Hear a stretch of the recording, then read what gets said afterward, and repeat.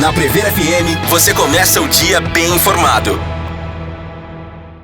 Entrevista.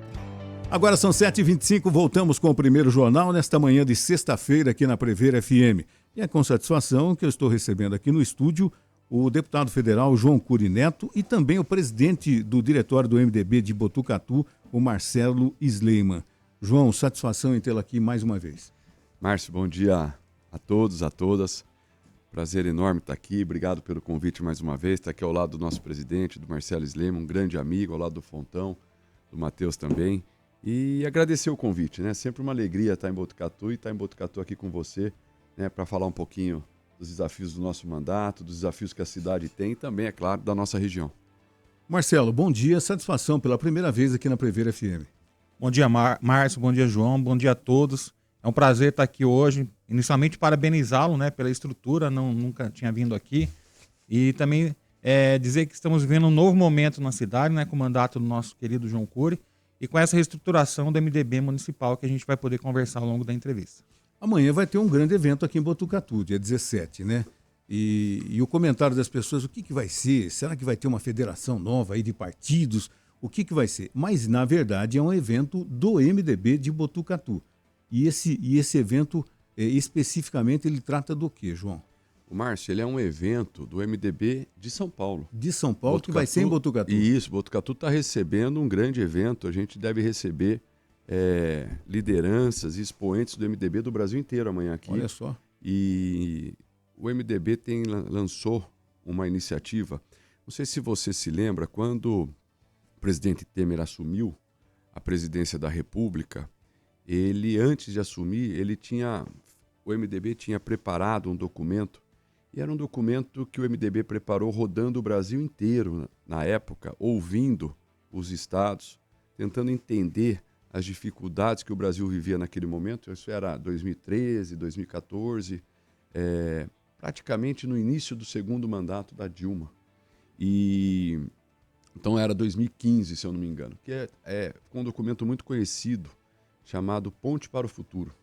Era um documento, uma ideia do que deveria ser feito no Brasil naquele momento, né? E para que a gente pudesse superar principalmente as desigualdades que a gente tinha e que a gente ainda tem no Brasil. E daquele documento, quando o presidente Temer assumiu, muito daquelas diretivas, daquela orientação que foi bastante discutida pelo Brasil na época, e principalmente pelo MDB, porque o MDB tem uma fundação chamada Fundação Ulisses Guimarães.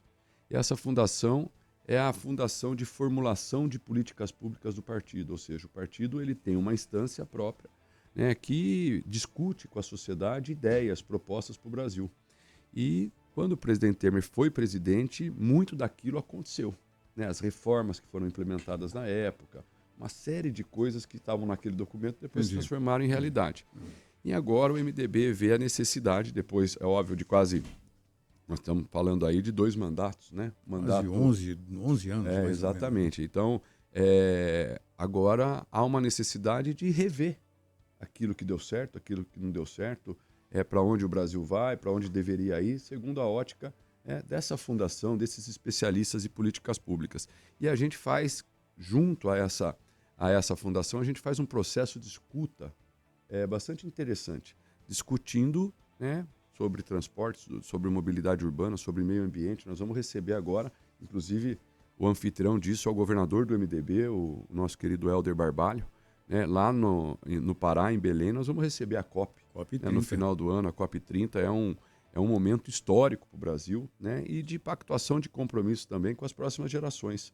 Porque a questão do meio ambiente, da sustentabilidade, não é só uma questão do momento, né, é uma questão de responsabilidade com as futuras gerações. Então, é dentro desse cenário que esse evento acontece. Agora não é mais chamado Ponte para o Futuro, mas o Brasil precisa pensar o Brasil.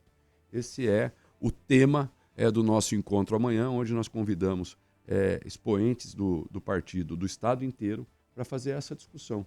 E foi uma alegria receber aqui o nosso presidente, o Marcelo Sleiman, né, que vem agora fazendo também esse mesmo trabalho, só que em Botucatu. É um trabalho de discutir com a sociedade civil organizada, né, o que nós queremos para Botucatu, o que nós queremos para a nossa região. Marcelo é um formulador, é um pensador da cidade, é um formulador de políticas públicas, com uma diferença muito grande. O Marcelo Sleiman, ele tem uma capacidade de execução também muito grande. Porque tem muita gente na política que é bom para pensar, né? Mas na hora de executar tem dificuldade. Tem dificuldade de implementar as ideias. Entendi. Né? Que é um desafio. Na política, você ter boas ideias não necessariamente significa que você consegue realizá-las. Porque as condições para realizar, você precisa ter habilidade depois para fazer com que os recursos que você tem disponível, que não são só muitas vezes financeiros, você precisa coordenar isso para poder tirar uma boa ideia do papel. O Marcelo Sleiman tem essa característica. Ele teve uma experiência no Legislativo, uma grande experiência no Poder Executivo. Então, que dá para ele essa capacidade de dialogar com a cidade, entender, sentir, né, quais são os desejos, os desafios que nós temos e depois transformar isso em políticas públicas, principalmente na sua implementação. Então, é nesse cenário que a gente recebe, né, essas lideranças. Aqui a gente deve ter amanhã o presidente Baleia Rossi, presidente nacional do partido, né? Tenho conversado com o prefeito Ricardo Nunes, o prefeito deve vir a Botucatu amanhã também, o prefeito de São Paulo, o seu Moreira, que é um grande deputado, presidente nacional da FUG, da Fundação Ulisses Guimarães, um grande deputado do Rio Grande do Sul. Deve estar aqui amanhã o Aldo Rebelo, o famoso Aldo Rebelo, que foi presidente da Câmara dos Deputados. Aldo Rebelo é presidente da Fundação Ulisses Guimarães no estado de São Paulo. Enfim, prefeitos, vereadores, lideranças da sociedade civil organizada, de entidades que dialogam com o partido, deputados estaduais estarão aqui amanhã. Então é um grande encontro do MDB para que a gente possa pensar o Brasil e traçar um rumo daquilo que o partido pensa, né, que seria importante que a gente pudesse contribuir. 2026 é um ano de eleição, né, e como a gente vai disputar a eleição, mais do que disputar a eleição e colocar o nome de meia dúzia de pessoas na chapa, para ter voto, o que as pessoas querem saber, o que essas pessoas pensam. Né? Imagino que deveria ser assim. Imagino que sim, afinal de contas o povo tem que ser ouvido. Pensa. Né? Exato, ouvir as pessoas, formular ideias, propostas, para que esses candidatos tenham compromisso com essas propostas. Senão a gente é um balaio de gato. Já é um balaio de gato, né? A gente já sabe muito bem disso, que já é uma coisa. Agora, seria interessante que esse partido tivesse algo para dizer para o Brasil. Né? Essa é a nossa ideia. O MDB precisa dizer algo ao Brasil. Né? No momento da eleição, o que você pensa, partido? Os membros do seu partido, o que vocês pensam? Onde vocês vão estar? Em que condições vocês vão estar? O que vocês querem fazer para o Brasil se vocês ganharem as eleições? Então, a gente está construindo essa agenda, né? Construindo agora, nesse momento, essas propostas. Não são propostas de gabinete, de meia dúzia de pessoas engravatadas no ar-condicionado, né? Que querem adivinhar o que é bom para o povo. Nós estamos cheios de gente assim. Sem sair do gabinete. Sem sair. Tem gente que formula política pública com meia dúzia de pessoas dentro lá de algum lugar e querem adivinhar o que o povo precisa. No nosso caso, não. Nós estamos ouvindo, essas reuniões são itinerantes, a gente passa pelo Brasil inteiro. O que está acontecendo em São Paulo está acontecendo nos outros estados da federação. Né? Então a gente vai fazer a gente faz essa presença nos estados, ouve, depois a gente compila, traz tudo isso e vai sair, se Deus quiser, também de novo um documento daquilo que o MDB pensa em 2026 para o país. Ô Marcelo, ouvindo o homem falar aqui, se deixar ele vai até umas 9h30, mais ou menos, fácil, né? É difícil falar depois dele, você concorda comigo. Isso que eu estou dizendo. Mas também, além desse evento nacional que acontece em Botucatu, também a gente não pode se furtar de dizer que o João está se consolidando como uma grande liderança regional também, né?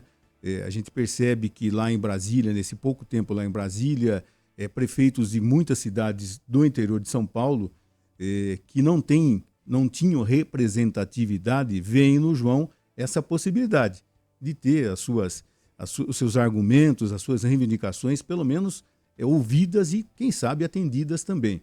Então, o João se consolida, na sua opinião, como uma grande liderança regional nesse momento? Com certeza, Márcio. O João hoje, além de ser uma liderança regional, é uma liderança estadual. O João, para onde você vai? Ontem eu tive reunião, João, com todos os presidentes do MDB do estado. É impressionante, né? A capacidade que o João tem de aglutinar pessoas, de trazer pessoas, né, exatamente para essa discussão que é muito importante. Então, para mim, não é porque eu estou com ele há mais de 20, 25 anos, né, João? Nessa luta aí. Mas o João hoje, ele consegue, né, e dialogar com vários partidos, né? Isso é uma marca dele. Porque às vezes o deputado fala, não falo com o partido A, com o partido B. O João não, o João consegue conversar com todo mundo. E essa é uma característica dele, que é lá, já quando na prefeitura, a gente já via essa habilidade. E agora lá no Congresso, então, eu acredito que ele deve estar realmente voando baixo. Ô João, bom, hoje no atual governo do presidente Lula, nós temos 3 ministros do MDB, né? A Simone Tebet, o Renan Filho e o Barbalho, né? Os 3. Algum deles vai estar aqui nesse evento de amanhã? Falei com o ministro Jader. O ministro Jader falou assim: João, pelo amor de Deus, se puder marcar outra data, que é aniversário de casamento. Ah, tá. Ele falou, no ano passado foi aniversário de casamento, eu já não consegui estar com a minha esposa, porque foi nesse período aqui que teve aquela tragédia no Rio Grande do Sul. Ah, entendi. E ele passou a semana inteira no Rio Grande do Sul. Ele falou assim, olha, eu queria muito estar aí, porque o ministro Jader é um ministro muito acessível, se tornou um grande amigo, o ministro das cidades. E o ministro é aquele que a gente tem tido mais contato, né? O ministro Renan Filho não deve vir, nem a Simone Tebet. Mas ele queria muito vir, mas a gente não tinha como, porque é difícil conciliar as datas, viu?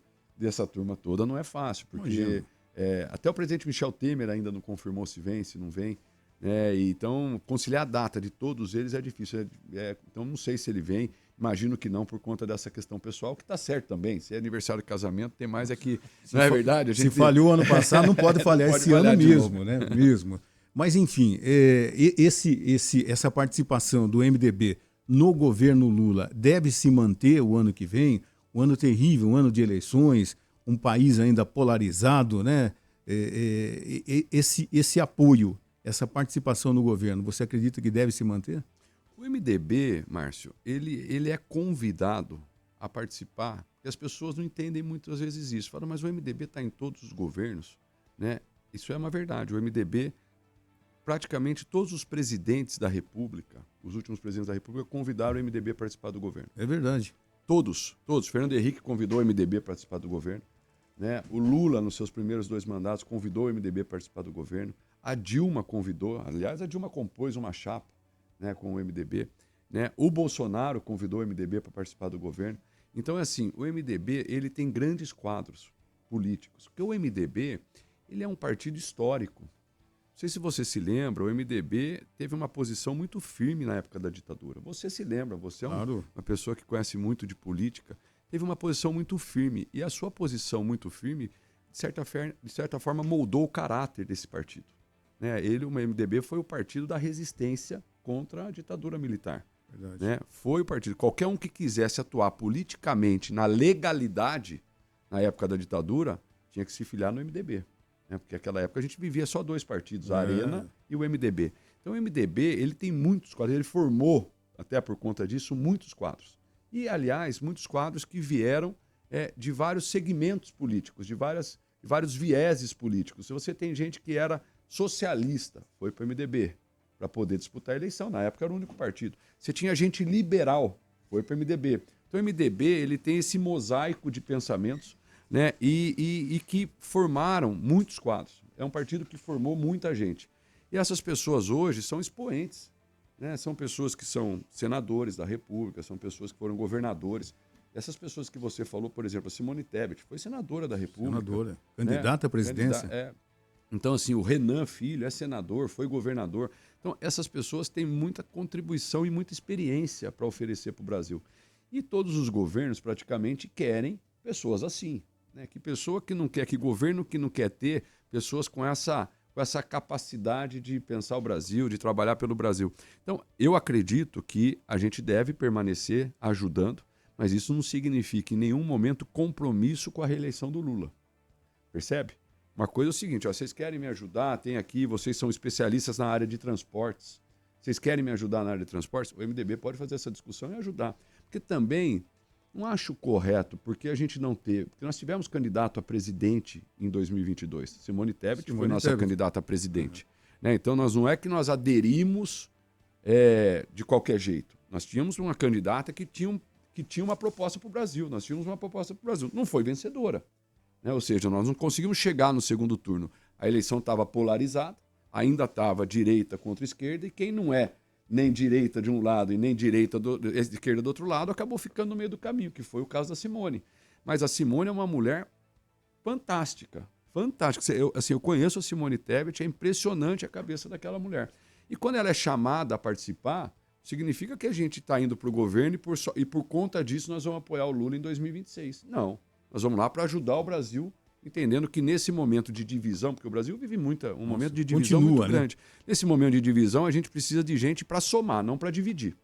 Né? Para somar.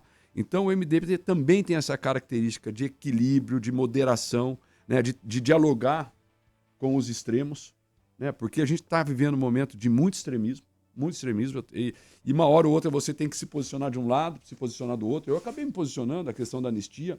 Né? Então, assim, o MDB... Foi criticado por isso? Foi criticado primeiro porque as pessoas queriam que logo no primeiro minuto da discussão eu já me posicionasse. Eu falei, olha, eu acabei de entrar, eu vou entender qual é o texto da lei. Né? Vou estudar a proposta do projeto de lei. Né? E vou entender qual é o impacto disso. Então, às vezes, você precisa de um tempo, porque não é sim ou não. É sim ou não, por quê? Né? Quer dizer, o deputado tem que chegar aqui e falar que você é a favor disso ou é contra isso, por quê? E você tem que ter argumentos, você tem que defender o seu ponto de vista. Né? Por exemplo, na questão da anistia, não é só ser a favor ou contra, eu sou a favor, mas eu sou a favor hoje porque eu entendi, né, que há uma desproporcionalidade nessas penas que estão sendo aplicadas muito grande.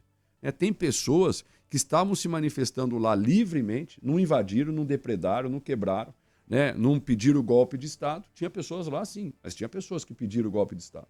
Tinha pessoas que depredaram. Então vamos separar o joio do trigo. Tem uma pessoa que eu conheço que foi para Brasília, se manifestou, saiu de lá, entrou na catedral, voltou para Botucatu. No ônibus de Botucatu pararam em Rio Preto, pegaram o CPF, RG de todo mundo, a moça está com os bens bloqueados. Você entendeu? Então isso demonstra um certo exagero, um excesso. Então é bom a gente explicar o seguinte. Então o deputado João Cury, ele não é contra os mandantes da tentativa de golpe, não é contra os mentores da tentativa de golpe, ele é contra as pessoas que é até curioso, né? Você está em Brasília, já faz algumas semanas que tem um movimento ali querendo crescer e você vai visitar Brasília.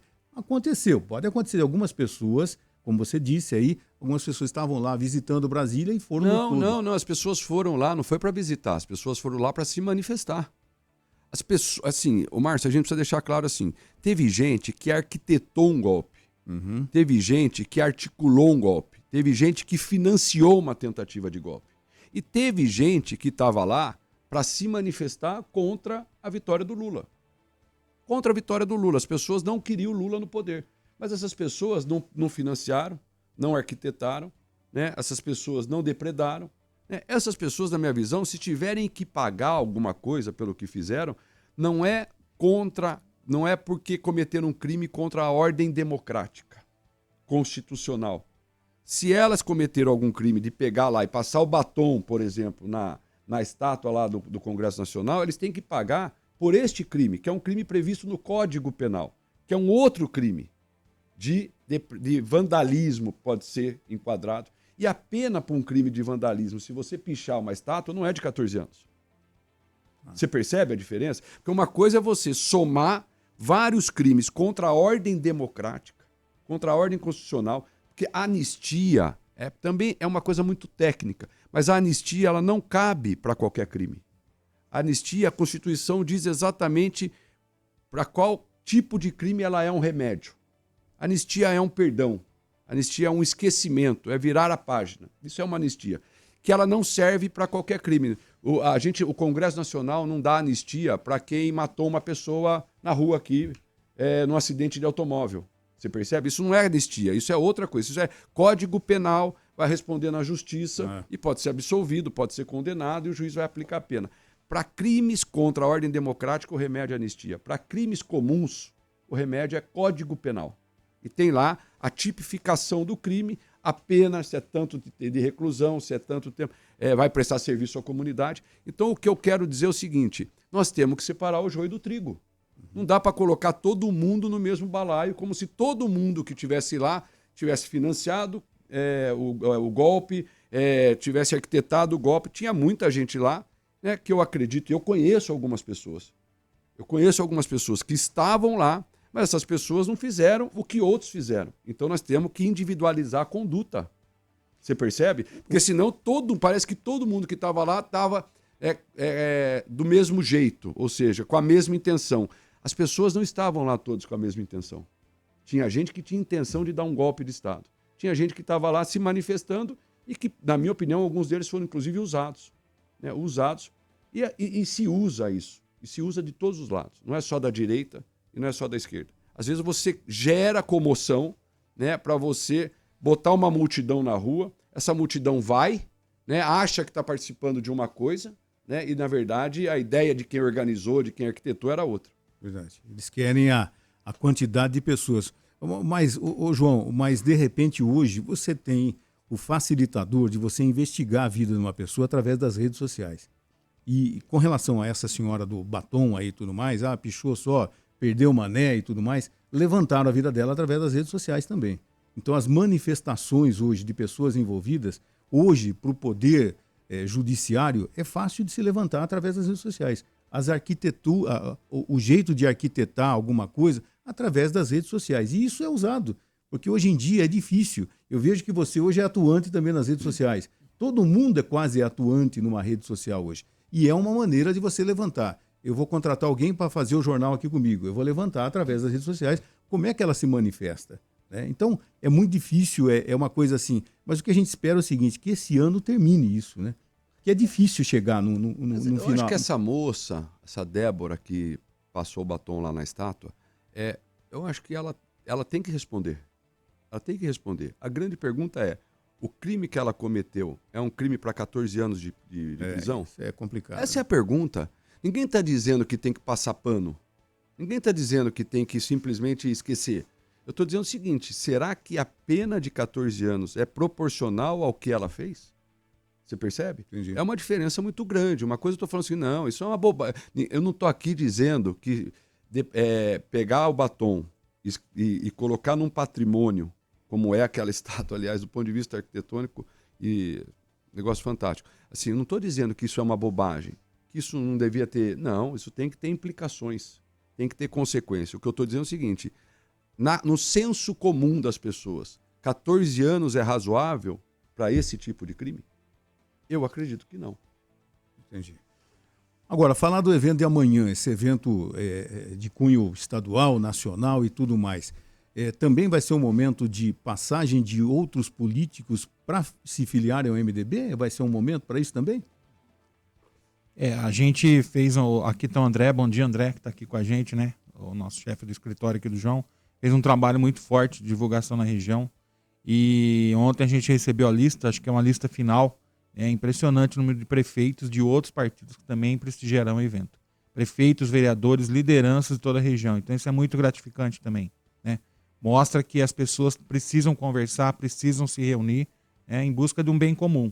Então esse evento de amanhã, com certeza, a gente conseguiu, através do André, o trabalho feito pela equipe lá, trazer muita gente boa que está com o objetivo de atender, discutir e buscar soluções para a população de modo geral, do estado, do país, inclusive. Então, isso significa que depois do evento vai haver muita filiação, né, ao MDB. Amanhã também deve ter filiações. Que como é um evento que vai ter muita gente, não dá para fazer um evento, especificamente para isso. Uma ação de filiação em massa, porque vai tomar muito tempo. Mas deve ter algumas filiações simbólicas lá amanhã, né, e depois, durante todo o ano, a gente deve ter bastante gente.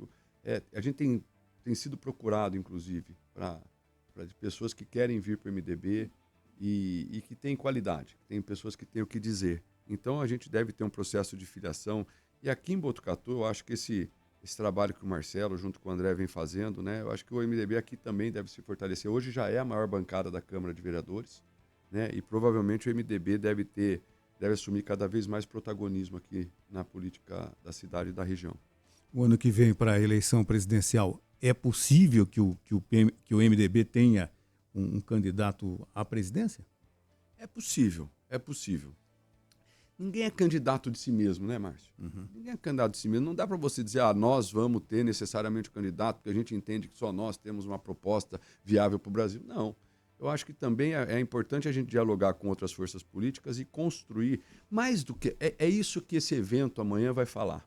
Você vai perceber que esse evento, mais do que falar de nomes, vai falar de ideias, vai falar de propostas. E quando você tem uma proposta clara, aí fica mais fácil você achar a pessoa que possa personificar essas propostas, que possa liderar esse processo.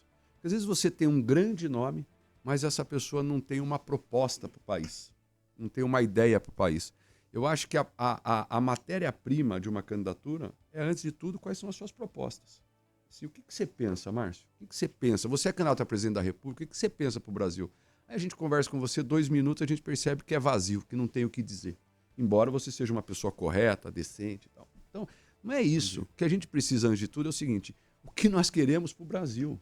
Vamos ouvir as pessoas, vamos ouvir o Brasil para a gente pensar algo para o país. Daí fica mais fácil de falar: olha, Márcio, nós discutimos, a gente andou o Brasil, nós fomos lá, na região norte, nordeste, fomos lá na Amazônia, fomos lá no sul do país. Essa é a realidade do Brasil hoje, né, do centro-oeste do país, e a gente formulou essas propostas. Você é capaz de encampar essas propostas? Você concorda com essas ideias? Né? Você pode representar essas ideias? Se identifica com isso? Você se identifica com... Essa é a ideia. Porque senão nós vamos ter de novo 10, 15 candidatos, né? E a hora que você vê, nenhum tem uma proposta concreta para o Brasil, porque não fez a discussão antes, não fez a lição de casa antes. O MDB, antes de discutir nome, nós estamos discutindo ideias, propostas, para que esse nome possa representar algo depois que foi debatido com a sociedade brasileira. Então, isso amanhã vocês são nossos convidados, você já é nosso convidado, obrigado. Vocês também, né? Se vocês quiserem participar, vocês vão ouvir muito isso, né? O nome vem depois para que ele possa encampar as ideias, né? E não ele. Ninguém mais aguenta essa ideia de um Messias. O brasileiro parece que adora um salvador da pátria. Isso é muito ruim. Isso é típico de sociedade, muitas vezes, pouco desenvolvidas. Entendeu? A ideia de que vai chegar uma pessoa e vai resolver todos os problemas. Já tivemos experiências Nós trágicas com relação a isso. Já tivemos várias experiências assim. Não é assim. Mas parece que o brasileiro espera um Messias, né? Espera o salvador da pátria. A construção é coletiva. Se haverá uma salvação, certamente não será individual. Será coletiva, do ponto de vista político, eu estou falando. Ou seja, uma grande concertação, uma grande orquestração de pessoas que tenham algo a dizer e a fazer pelo Brasil. E que isso não está, na minha opinião, dentro de um só partido, dentro de uma só raia política, né? Isso está, provavelmente, eu acredito nisso. Aqui em Botucatu, nós fizemos isso. Em Botucatu, nós tivemos uma união do PSDB com o PCdoB. Ou seja, se nós conseguimos conversar dessa forma em Botucatu, é possível conversar em outras instâncias, né? E é óbvio que o PCdoB tem as suas ideias, tem a sua visão de mundo, o PSDB tinha a sua visão de mundo, e nós procuramos um consenso. Ficaram 8 anos, né? 8 anos. Prefeito do PSDB e o vice-prefeito do PCdoB. Né? Todo mundo falava assim, esses dois vão se matar em 6 meses. É isso, você não lembra disso? Não, eu lembro disso. Todo mundo imagina, PSDB... Quando saiu a notícia, falou, não, isso é brincadeira, isso é piada, isso é fake news. As pessoas falavam, não tem como dar certo. Né? Ou seja, vão se matar em 6 meses esses dois aí, porque um comunista, o outro social-democrata. Imagina, isso não vai dar certo. 8 anos. 8 anos e numa relação extremamente republicana, de alto nível, ou seja, construindo, fazendo políticas públicas junto, executando. Então, é possível, Márcio. E assim, não tem um que é o dono da verdade. A verdade não tem um dono. A verdade não tem um proprietário, né? Senão ela não chamaria verdade. É assim, a gente precisa fazer política com esse nível de entendimento e generosidade. Bom, deputado, e a questão local, Botucatu?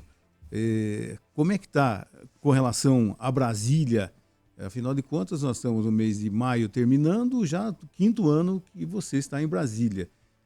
É muito diferente, porque eu comentei aqui outro dia, né?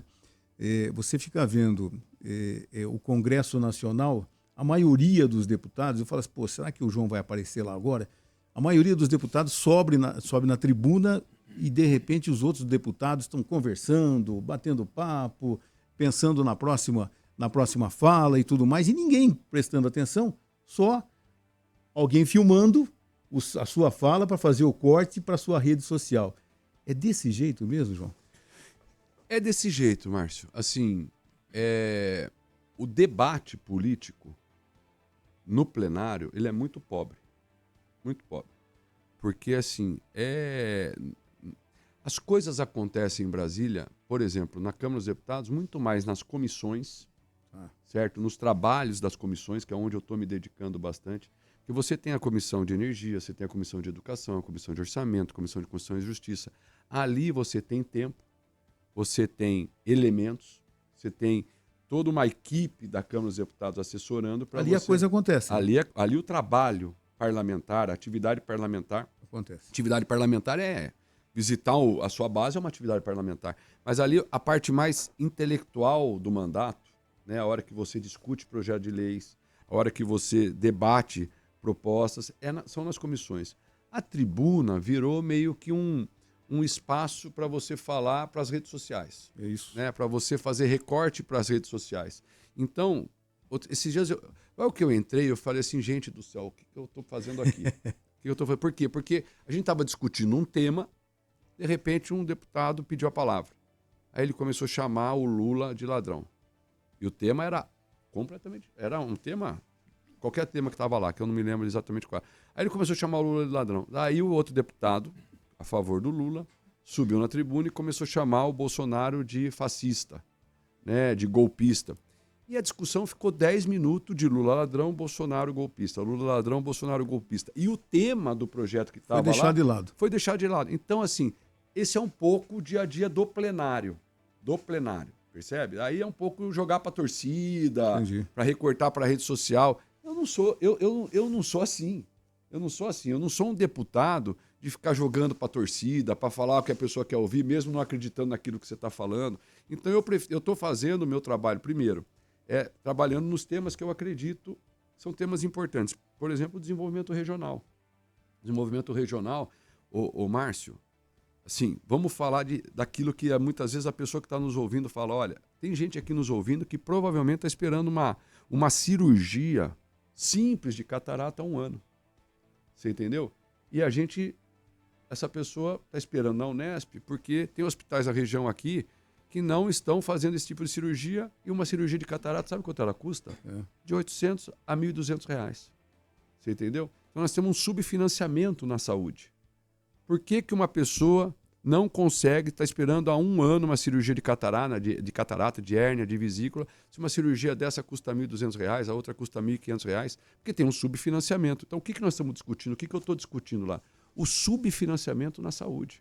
Né? Como é que a gente faz para fazer com que essas pessoas não passem por isso, arrumando recursos, trazendo recursos para esse tipo de situação? Para agilizar tudo isso. A mesma coisa eu estou fazendo isso na Comissão de Educação. Estou preparando agora um projeto de lei.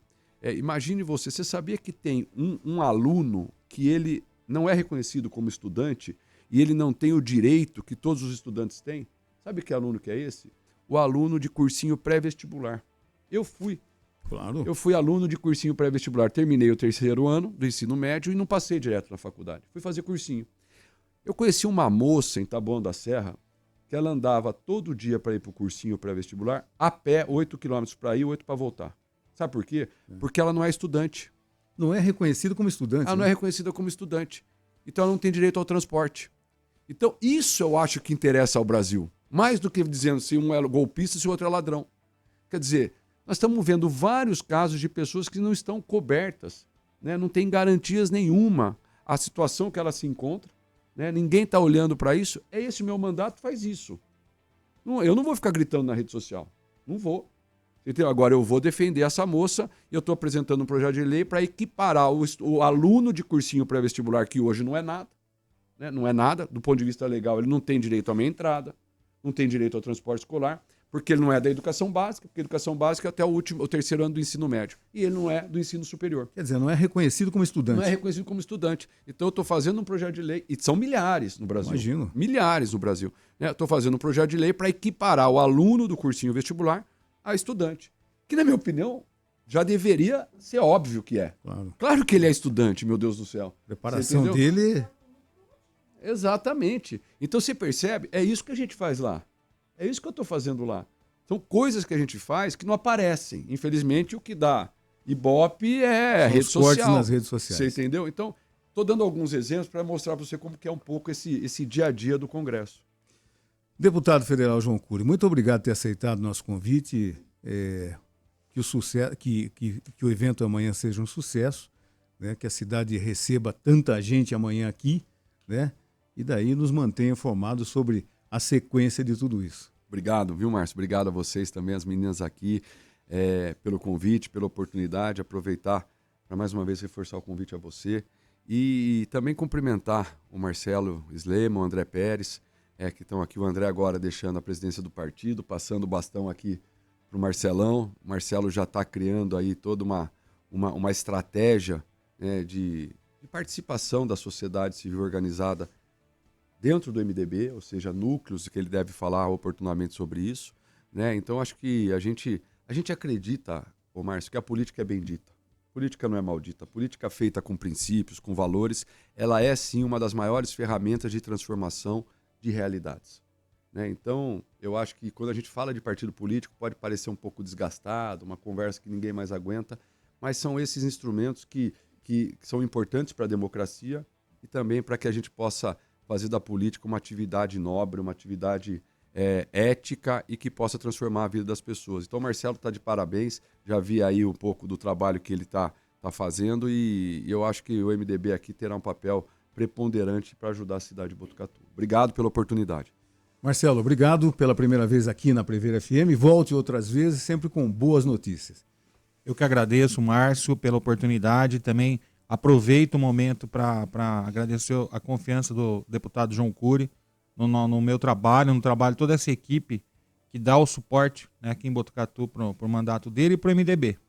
E também faço uma convocação aos filiados do MDB, né, que nos procurem, que atualizem seus cadastros, porque a gente vai ter muita coisa boa a partir do meio do ano, que a gente vai oficializar o diretório, um novo diretório. E a gente está à disposição de toda a população, né, para conversar. Eu tenho feito muitas reuniões, sendo muito procurado, porque a gente precisa conversar, né? Independente de partido, obviamente se for no MDB é melhor, mas a gente está sempre à disposição. Eu que agradeço e um ótimo dia a todos. E nós agradecemos também a presença aqui nos bastidores do Luiz Fontes, o Fontão, e do André Pérez, né, que estiveram aqui na nossa arquibancada. Muito obrigado, Natália. Muito obrigado, Ellen. Daqui a pouco tem Sessão das 8 com o Jean. Bom final de semana e até segunda às 6 horas. Você ouviu Primeiro Jornal Prever FM.